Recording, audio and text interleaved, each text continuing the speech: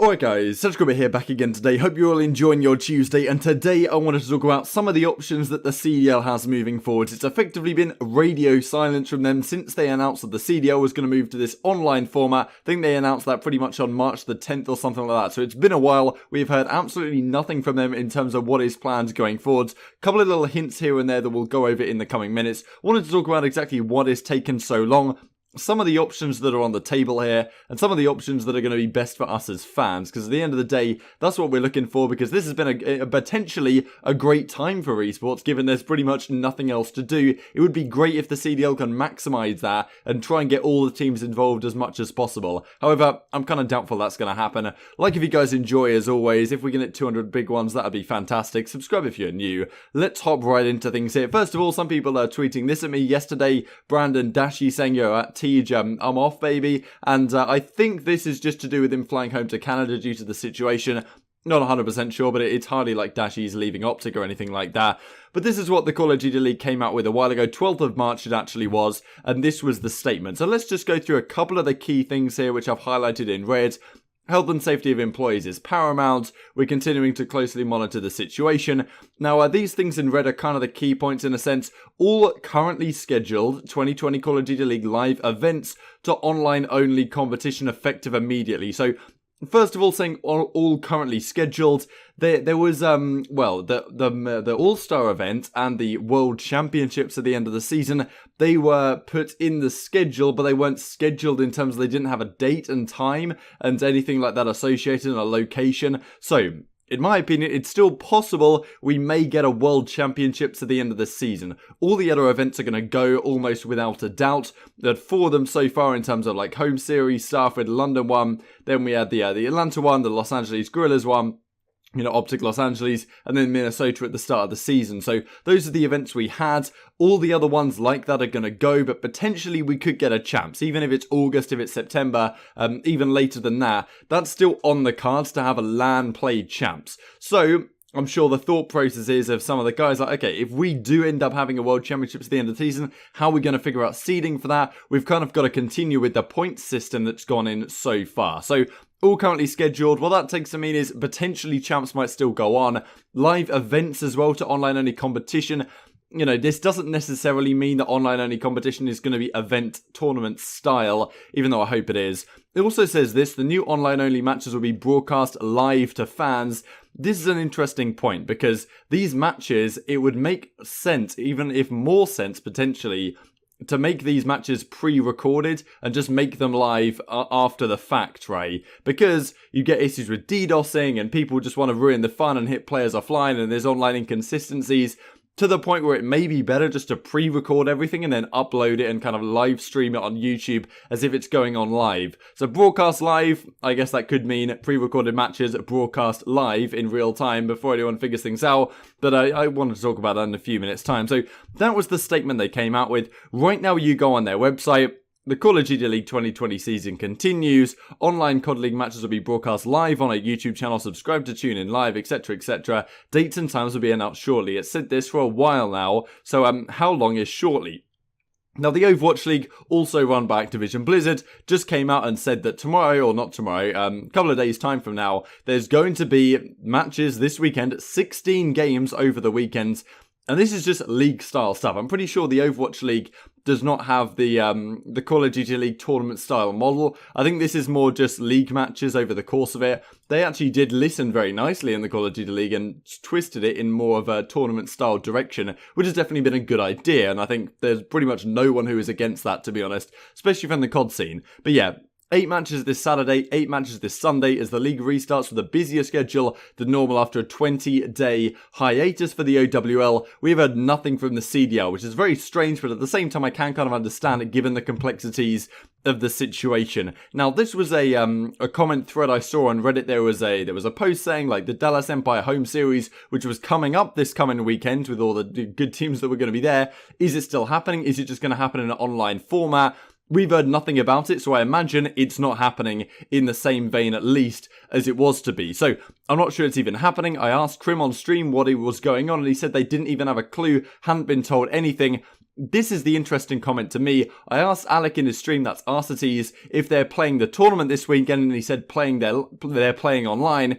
And when we asked again, he just emphasized they're playing online. It sounds to me they're going back to league matches, which would suck. So this is the only real hint and tip we have towards things here, because genuinely there's been no information to my knowledge about any of this stuff more than what I have just shared with you guys. So I imagine they're not going ahead with this typical 8 teams that were going to be there.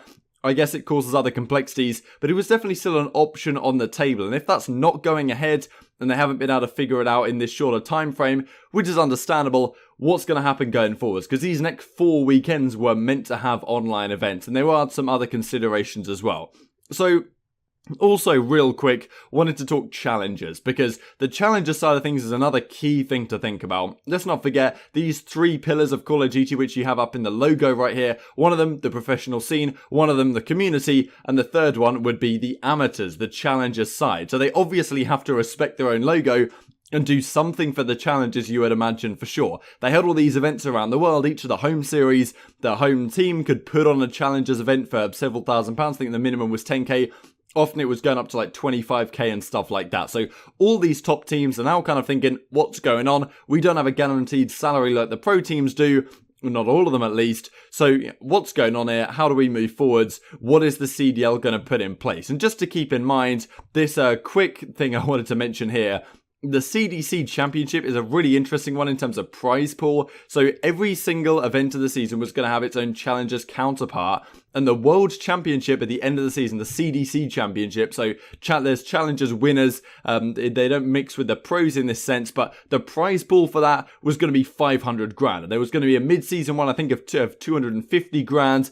And then each of these is at least 10k, if not 25k. So the amount of money that was piled into challenges, like, what are Activision Blizzard going to do with it? Are they just going to pocket the change in their back pocket? Or, like, what's going to be the thought process here? Can you give away this much money online? How do you make that work, especially given all the teams are from all different parts of the world? They don't also have the same obligations in the challenges to ensure that the teams get exposure. So maybe it's more likely they do tournament style there, rather than they actually might just do league style for the Call of Duty League professional scene stuff.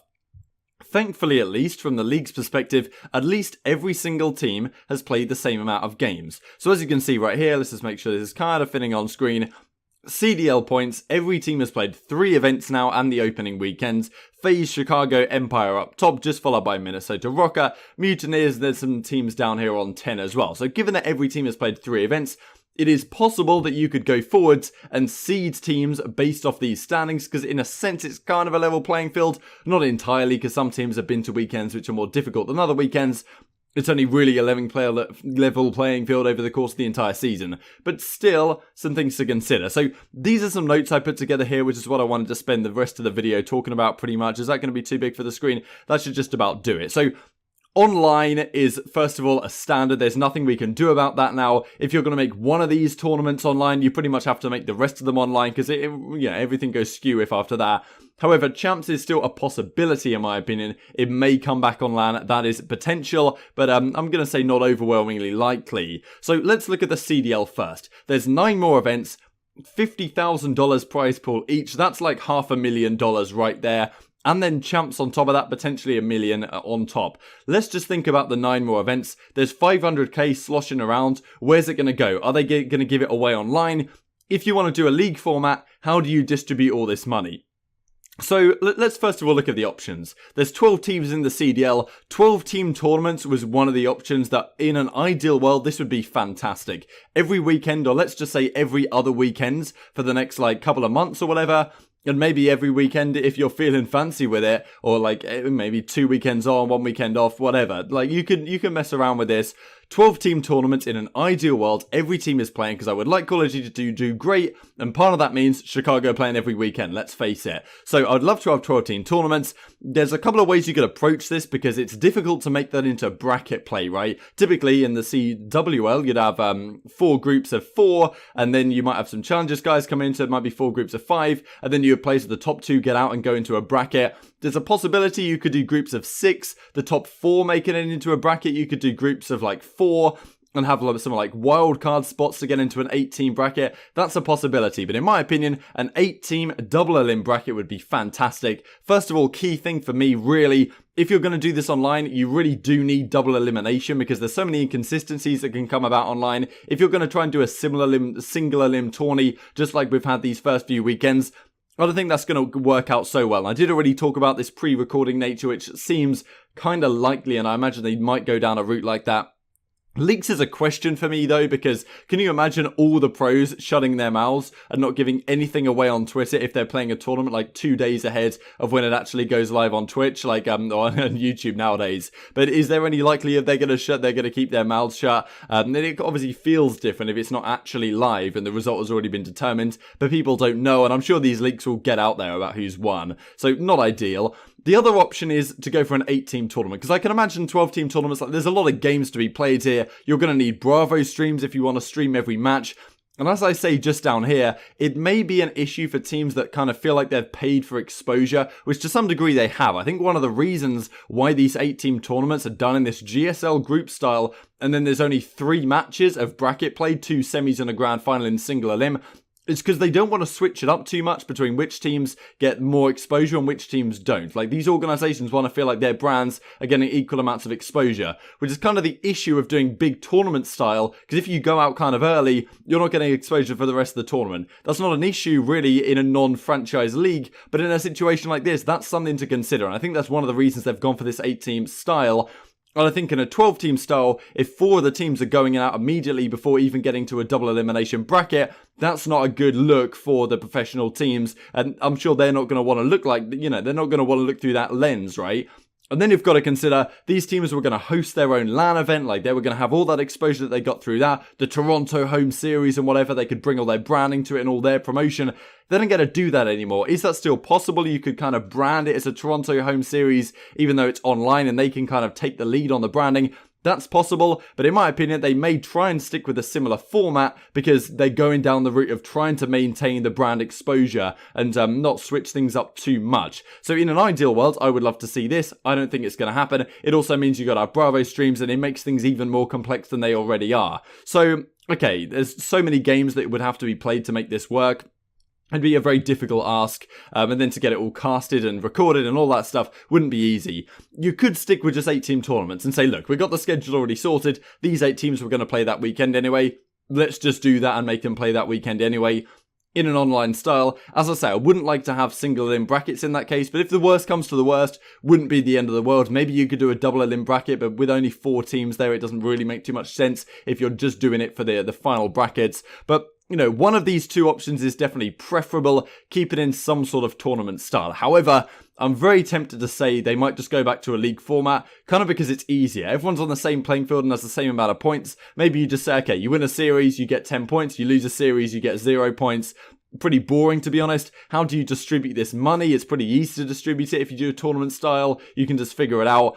I'm hoping that if they do go for some sort of league format and they just say, okay, who's played in which team's home series and let's just figure out exactly who they should be playing for the rest of the season, might be kind of difficult to do and work out which teams have played better teams, which teams have played worse teams, give them good or bad matchups as a result, which is why some of this has taken so long. I'm hoping in that case we at least get some sort of mid-season tournament, which would be nice to see, but no guarantees at all. And then for the CDC, I think you pretty much have to do this regionally and have like EMEA, so Europe, Middle East and Africa, and like NAR as a North American region as a result. I don't know what you're going to do for Australia, New Zealand and down in the APAC region. Could do it in a Black Ops 3 league style, as I was saying, like back in the day I used to really love those streams. Could do something like that for the challenges. Maybe even to qualify for the leagues, you have to place well in like an online tournament that they run or something like that. And then potentially, depending on how well you do in that league, if the CDC does a league, then you could qualify for champs or something. So those are some thoughts from my side. I can see why it's taken a long time. There's so many variables to consider here. If you're going to announce something, you want to announce something solid and just say that's the situation, get on with it with all the prizes sorted out and how everything is going to work. So I'm sure putting the final touches is a really big challenge, and I imagine just for simplicity they may go for a league format, but that would be really disappointing in my opinion, but better than nothing, I suppose. Thanks for watching as always. Like if you guys enjoyed, subscribe if you're new. I'll see you next time.